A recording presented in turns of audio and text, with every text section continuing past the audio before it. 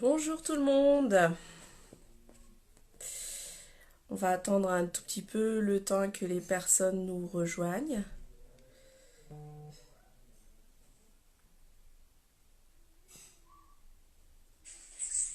Bonjour tout le monde.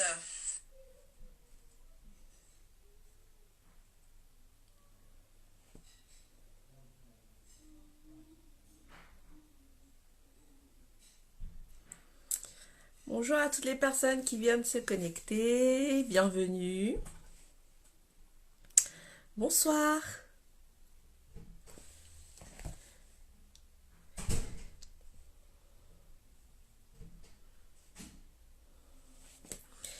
Alors on va commencer. Je vous souhaite à tous la bienvenue sur ce live sur la charge mentale. Je vais me présenter à vous. Je suis Zara Niyeri Arrivoni. Je suis sophrologue et praticienne énergétique et je suis experte de la charge mentale des femmes. Alors pour cette année 2019, j'ai fait plusieurs lives et je vais continuer à faire des lives à propos de ce thème.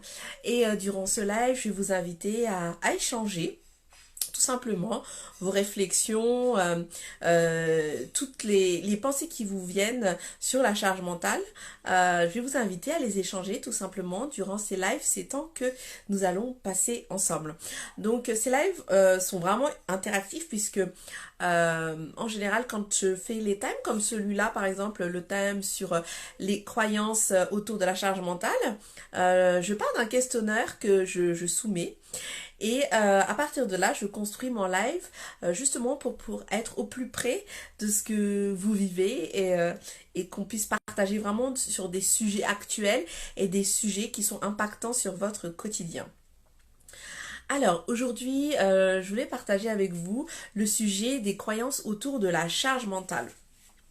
Alors déjà, si on revient un peu sur ce qu'est la charge mentale des femmes, le sujet sur lequel moi je suis experte et sur lequel j'échange, il s'agit en fait de cette charge, de cette fatigue qui est ressentie de devoir penser à tout. Donc c'est une définition qui est assez commune. On définit la charge de cette manière. Donc c'est ce syndrome qu'ont les femmes de devoir penser à tout. Donc cette charge mentale, c'est un sujet dont on entend beaucoup parler ces derniers temps et qui a été vraiment popularisé par une dessinatrice de bande dessinée qui s'appelle Emma et grâce à qui, je dirais, les langues se délient. Et puis, il y a plein de choses autour de cette charge mentale. Le premier live que j'avais fait donc en début 2019 portait sur la charge mentale en général, comment est-ce qu'on la définissait. Et puis aujourd'hui, je voulais vraiment faire un thème sur les croyances autour de la charge mentale. Parce que, en effet, quand on va dans votre quotidien en tant que mère ou dans votre quotidien en tant que père ou époux, on se rend compte qu'il y a plusieurs croyances autour de ce qu'est la charge mentale. Alors si je reviens sur le sujet des croyances, alors une croyance c'est pas forcément quelque chose qui est négatif ou quelque chose qui est positif en soi. En fait une croyance c'est vraiment on va dire c'est une valeur qui va nous porter, qui va influencer sur notre comportement, sur notre choix dans la vie de tous les jours, surtout notre comportement. Et c'est ce en quoi la croyance est vraiment importante puisque c'est ce qui va nous porter, ce qui va faire de nous ce que nous on est et qui va en fait être à l'origine de nos décisions, de nos actions, de nos comportements. Donc c'est la croyance, elle a plutôt un impact soit négatif ou un impact positif dans le quotidien d'une personne à partir du moment où une croyance devient limitante. Elle devient limitante. Une croyance limitante, en fait, c'est une croyance qu'on a, c'est quelque chose qu'on croit sur soi, qui fait, ou sur un sujet, qui fait que qu'on n'avance pas forcément dans notre quotidien, dans nos choix, et, euh, et qui fait qu'on se limite, par exemple, à des décisions ou à des envies qu'on aurait. Par exemple, quelqu'un qui se dit, je sais pas, je vais prendre un exemple, une croyance limitante, par exemple de participer à un télécrochet, à une émission de chansons, et puis on peut se dire bah je suis pas capable parce que il y a forcément quelqu'un d'autre qui chantera mieux que moi, donc forcément je suis pas capable. Donc c'est une croyance limitante qui nous empêche en fait de passer à l'action, de se dire je vais participer à ce concours, à ce télécrochet. Alors qu'au final, on ne sait pas ce qui va se passer, on ne connaît pas les membres du jury et on ne connaît pas qui sont nos adversaires. Donc ça, c'est une croyance limitante. Alors, revenons au sujet de la charge mentale.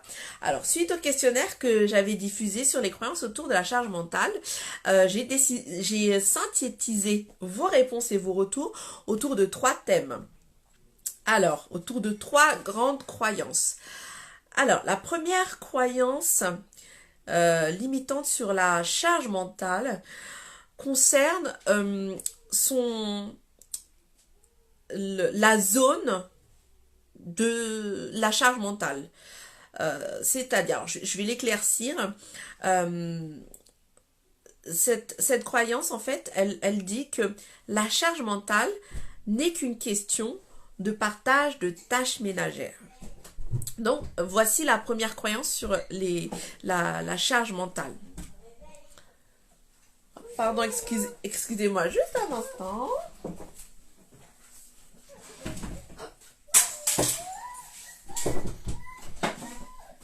Petite charge mentale qui revient à la rescousse. Donc, je vais vous parler de cette charge mentale, de cette croyance qui dit que la charge mentale n'est qu'une question de partage de tâches ménagères. Alors, pour en revenir à ce sujet, la charge mentale, en fait, c'est vraiment quelque chose de très très large. Parce que aujourd'hui, il y a un grand débat en fait sur partage des tâches ménagères entre les hommes et les femmes. Et on se rend compte que de plus en plus d'hommes dans la vie du quotidien partagent les tâches ménagères avec leurs épouses. Les tâches sont vraiment partagées à 50-50. On peut même avoir des cas où, par exemple, moi dans mon cas, mon époux va faire plus de tâches ménagères à la maison, ménage, rangement, plus que moi. Moi j'ai moins d'affinité et donc lui il va avoir plus de facilité à faire ses tâches. Donc la charge mentale ne porte pas sur la distribution des tâches ménagères au sein d'une famille, puisqu'en soi les tâches ménagères, la distribution des tâches ménagères, en fait si elle est définie depuis le début, il n'y a aucune réflexion à faire sur ce sujet. La charge mentale va vraiment porter sur les réflexions que les mères vont porter sur leur vie quotidienne. Les hommes ont aussi leur charge mentale, une charge mentale qui va être un peu plus tournée vers l'avenir de leur famille, de leurs enfants, des réflexions un peu plus moins concrètes, moins quotidiennes. Alors que la femme va avoir des réflexions plus au quotidien et cette charge mentale va porter sur des réflexions plus au quotidien. Donc, la charge mentale ne s'arrête pas à ces tâches ménagères et du coup, c'est très important de comprendre ça parce que par rapport à ça, c'est qu'on passe à côté d'une personne qui est vraiment en charge mentale si on ne s'arrête que à la séparation des tâches ménagères au sein d'un foyer. Parce que souvent les mères quand elles sont en charge mentale, elles émettent des signaux, il y a des signaux tout simplement qui font qu'elles sont vraiment en charge mentale. Et si on ne s'arrête que aux tâches ménagères, on passe à côté de ces signaux. Et justement, pour revenir à ces signaux, par rapport au questionnaire qui a été adressé au papa, les remontées qui ont été vraiment intéressantes, c'est les signaux par lesquels on voit que notre épouse la mère de famille, notre conjointe, est en charge mentale, c'est l'humeur. C'est l'énervement dans lequel elle se met qui est pour certains le signe que leur conjointe est en charge mentale. C'est leur changement d'humeur, ce côté énervement qui pour eux est vraiment un des signaux qui alerte ces hommes qui disent oh là elle est en charge mentale, elle est fatiguée, elle est épuisée, je vais prendre le relais. Donc vraiment ça, ce premier point, la charge mentale, c'est pas du tout une question de tâches ménagères, c'est bien au-delà. C'est j'organise des rendez-vous pour mes enfants, je m'occupe de tout ce qui est paperasse, les inscriptions à l'école, je vais organiser les vacances, la logistique des vacances, mais pas seulement le choix, la logistique des vacances, toutes ces choses du quotidien qu'il y a à organiser et qui sont lourdes. Et c'est ça la charge mentale des femmes. Alors, deuxième point. Deuxième croyance. Deuxième croyance. Alors, la deuxième croyance sur la charge mentale, c'est de se dire, je suis la seule à avoir cette charge mentale. Alors là, je vais vous partager vraiment mon expérience personnelle et puis mon expérience aussi en tant que professionnelle. Au niveau de mon expérience personnelle, moi j'ai vraiment ressenti ce côté, je suis la seule à porter cette charge mentale et toutes les femmes autour de moi n'ont pas de charge mentale. Elles ne portent pas cette charge mentale. Alors maintenant avec les réseaux sociaux, en effet on voit beaucoup sur les réseaux sociaux toutes ces mamans, elles sont toujours bien habillées, elles s'occupent bien de leurs enfants, les enfants sont tous des super champions à l'école, premiers de la classe, travaillent bien à l'école, font des super progrès sur un telle ou telle chose. Et moi j'ai eu l'occasion d'aller chez des amis ou de la famille et de constater effectivement que leur intérieur ou leur organisation est nickel par rapport à la mienne. Et là, je me suis dit, en effet, je suis peut-être la seule à porter cette charge mentale, à me dire, le quotidien est vraiment lourd. Donc, voilà, c'est vraiment une expérience personnelle. Et en fait, j'ai vraiment pris conscience que je n'étais pas seule suite à deux points. Un repas avec une amie avec qui on prend le temps de manger une fois par mois et qui, elle, est vraiment très très forte charge mentale et qui me disait, tu sais Zara, pourquoi est-ce que j'arrive à tenir? C'est parce que je me dis que toi tu y arrives, alors pourquoi est-ce que je n'y arriverai pas? Ah, donc là, ça a été une grosse claque pour moi et je me suis dit, ce que moi je pensais, une croyance que je pensais sur moi en me disant que j'étais la seule à porter cette charge mentale, finalement une amie qui est proche de moi pense qu'elle est la seule et que moi je réussis très bien. Donc là, je me suis rendu compte que c'était vraiment une croyance qui me limitait, qui me démotivait, qui faisait que je n'avançais pas. Et donc, à partir de cette prise de conscience, je me suis dit non, je ne suis pas seule. C'est un sujet qui concerne beaucoup de monde, à leur échelle, sur peut-être des thèmes qui vont être complètement différents de moi. Moi, par exemple, ma charge mentale, c'est plutôt la paperasse, l'organisation du quotidien de mon fils. Aussi la tenue de la maison, évidemment. Mais bon, là, j'ai trouvé une super organisation et un lâcher-prise qui beaucoup nous sauve.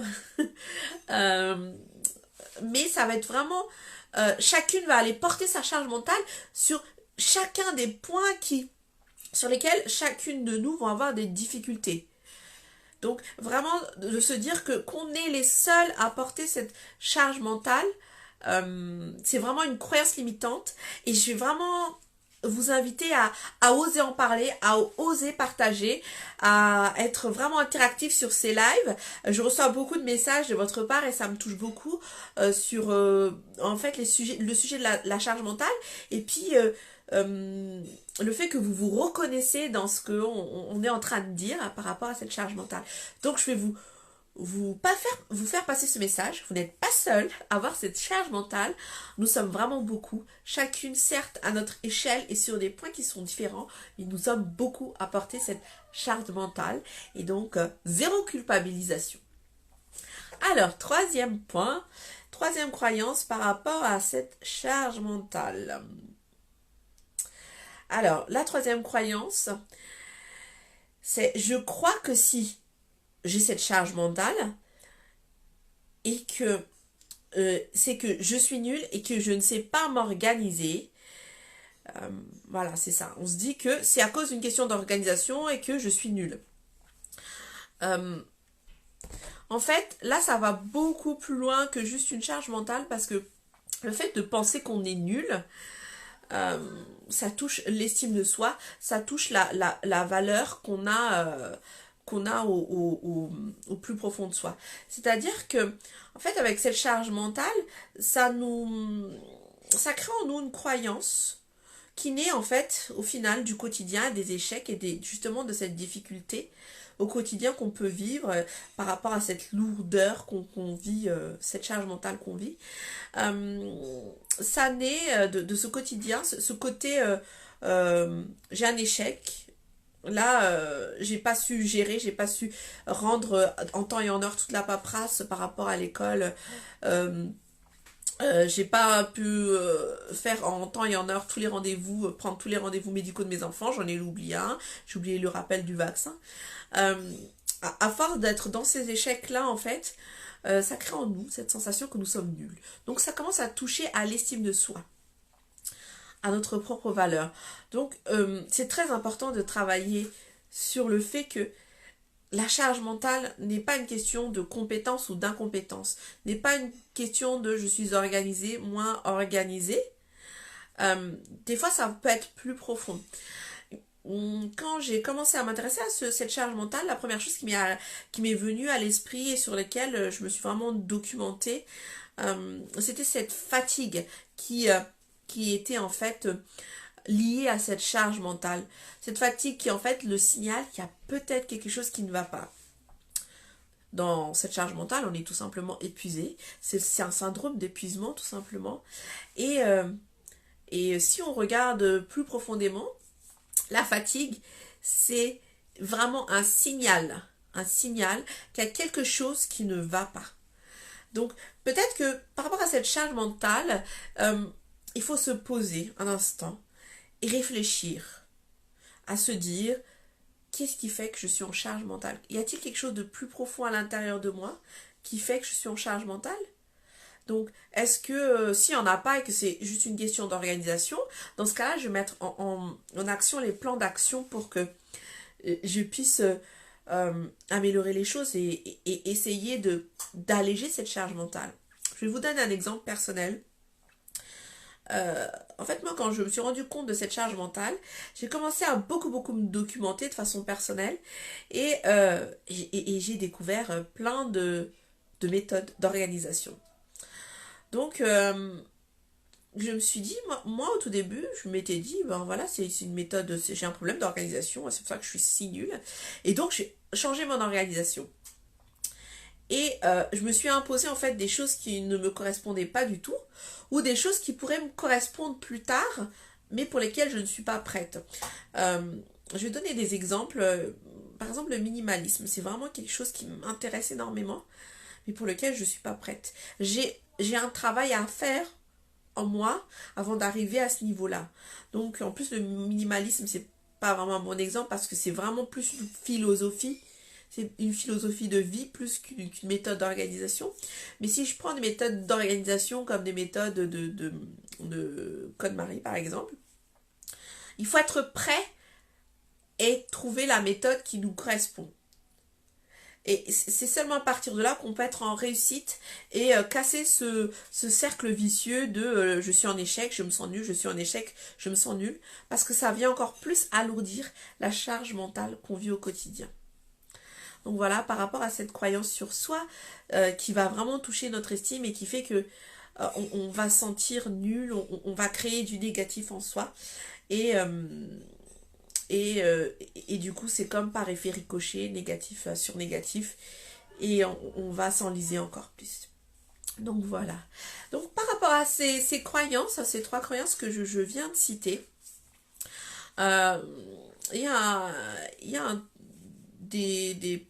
plusieurs possibilités de travailler sur les croyances limitantes. Moi je suis praticienne Access Bar et donc avec l'Access Bar qui est une méthode en fait qui vient dissiper la charge mentale, la charge magnétique qui maintienne les points de vue. Ça nous permet de travailler sur toutes ces croyances, finalement de challenger, de dire à ces croyances tu es une croyance et finalement si je pensais le contraire. Il y a une phrase qui dit tout est le contraire de ce que ça paraît être. Et j'aime beaucoup cette phrase parce qu'à chaque fois que j'ai une croyance sur moi qui vient, je me dis cette phrase et du coup je prends conscience qu'en effet cette croyance que j'ai, cette réalité que j'ai, ce n'est pas forcément une vérité vraie et que ça peut être complètement le contraire, ou ça peut y avoir d'autres possibilités. Donc un exercice que je vais aussi vous inviter à faire par rapport à ces croyances limitantes, c'est de prendre toutes les affirmations, toutes les croyances que vous avez par rapport à cette charge mentale, et puis d'essayer d'en récupérer le contraire ou le positif. Par exemple, si vous dites « je ne vais pas y arriver », vous pouvez vous dire « j'y arriverai par un autre chemin ».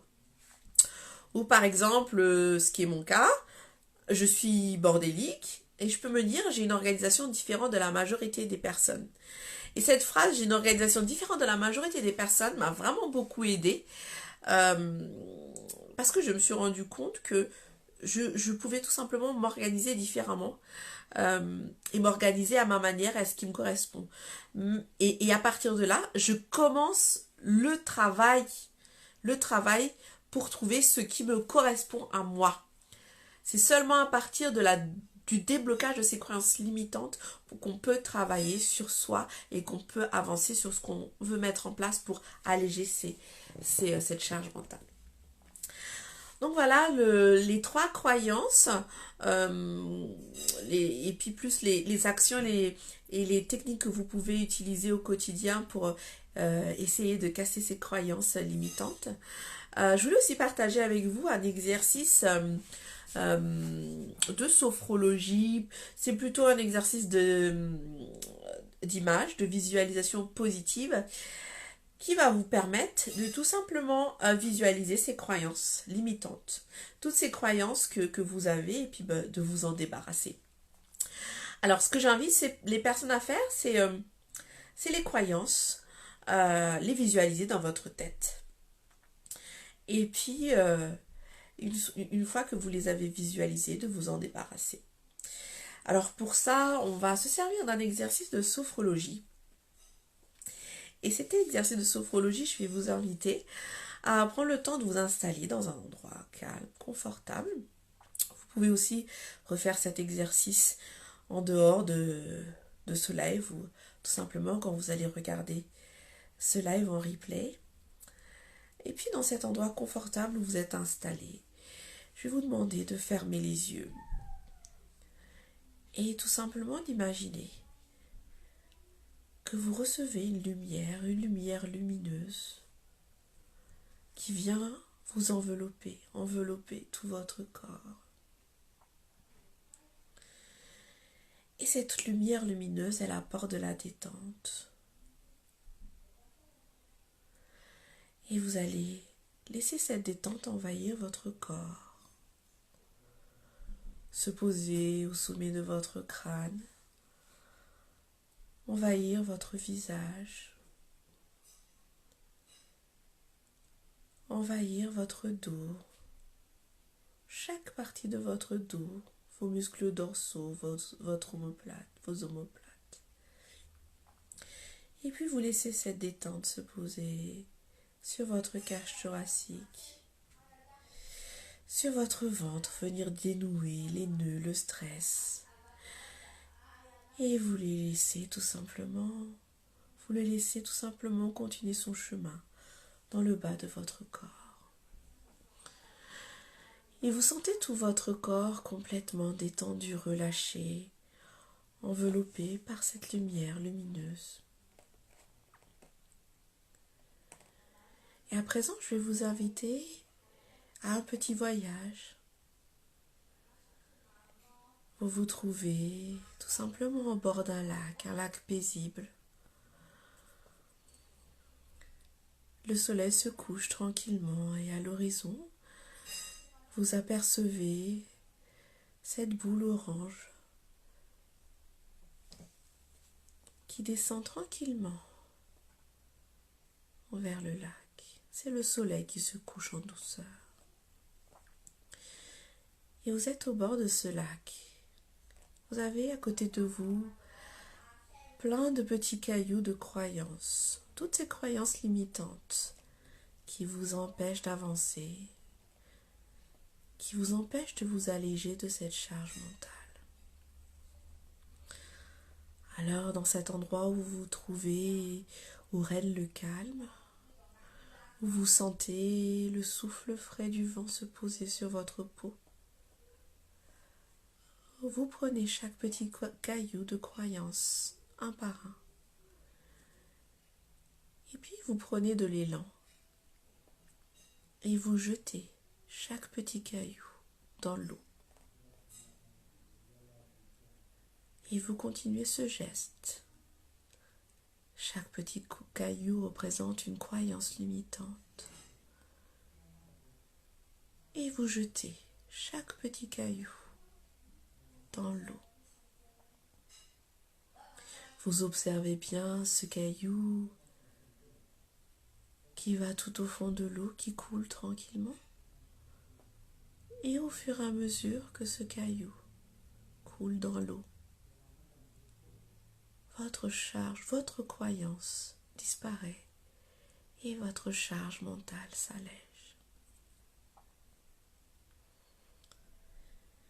Et vous prenez le temps de continuer tranquillement à jeter vos petits cailloux, un par un, à vous alléger. Et vous vous concentrez sur ce que vous ressentez. Vous ressentez cette sensation de renouveau, comme si, petit à petit, vous vous sentez un peu plus libre, un peu plus léger. Alors, avec votre respiration, vous allez tout simplement ancrer cette sensation positive de légèreté en vous. Alors, à mon signal, vous inspirez et vous bloquerez votre respiration. Et vous inscrirez dans votre tête cette légèreté. Et vous soufflerez pour diffuser cette légèreté dans tout votre corps. Inspirez. Bloquez votre respiration. Inscrivez cette légèreté dans votre tête. Et soufflez pour diffuser cette légèreté dans tout votre corps. Souvenez-vous que toute cette sensation de légèreté est ancrée en vous. Tout ce positif que vous avez reçu est ancré en vous. Et que vous pouvez activer ces sensations positives dans votre quotidien. Et à présent, je vais vous inviter à revenir à ici et maintenant. Et à prendre le temps de sortir de cette visualisation en vous étirant, en bâillant et en prenant une profonde inspiration et en soufflant fortement pour vous dynamiser. Ainsi se termine ce live. Je vous remercie beaucoup de m'avoir suivi sur ce sujet des croyances autour de la charge mentale. Continuez à me suivre sur ma page Facebook. Continuez aussi à me suivre sur mon blog, sur mon site internet www.sophro-zara.com. Notre prochain rendez-vous, c'est le 7 février à 20h15 sur Lagny-sur-Marne. Je fais un atelier sur évacuer le stress. C'est un atelier de groupe et je vais partager avec vous donc un temps de ressourcement pour que vous puissiez tout simplement prendre un temps pour vous poser, pour vous détendre. Alors n'hésitez pas à vous inscrire, le lien, l'événement sur ma page Facebook et l'inscription se fait directement sur WizEvent. Si vous souhaitez me rencontrer, je vous reçois sur Lagny-sur-Marne et sur Bussy-Saint-Georges et vous pouvez prendre directement rendez-vous sur Doctolib. Et puis notre prochain live sur la charge mentale va porter sur le sujet d'oser en parler. Alors, je vais vous inviter à participer aux différents questionnaires que je mets en ligne pour justement préparer ces lives, pour qu'on puisse vraiment partager les sujets et toutes les réflexions qui vous viennent sur ce sujet qui va vous permettre de justement libérer la parole. Merci à tous, merci pour les commentaires, merci vraiment, merci beaucoup Maoul pour ce commentaire, merci, je suis contente que ça ait pu t'aider. Et puis merci à toutes les personnes qui nous ont suivis aussi en replay, n'hésitez pas à partager cette vidéo. Et puis je vous remercie à tous d'être présents et de me suivre autant. Je vous souhaite à tous une bonne soirée, et puis un bon week-end, et puis à bientôt. Au revoir.